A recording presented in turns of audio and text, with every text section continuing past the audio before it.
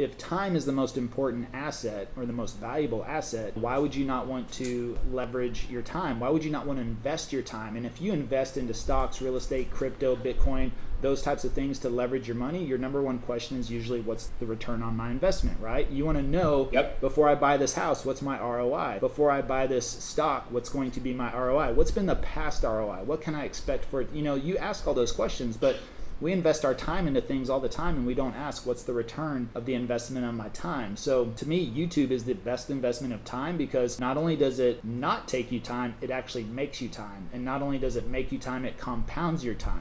Last year our channel was watched 66,600 hours, which you divide that by 24 hours in a day, that's equivalent to 7.6 years in a 1-year time frame. So our channel prospected for us 7.6 years in a 1-year time frame. That's why we're able to do the business we're able to do and have the freedom that we're able to have, is because that channel is consistently and this year we're on pace for it to prospect for us 15 years. In 1 year, because of the watch time is so much, it's doubled of what's going last year. So that's another compound effect. So I don't understand when people say, I don't have time to do this. If it takes me 30 minutes to make one video, as soon as that video has been consumed 31 minutes, I've profited 1 minute of my time.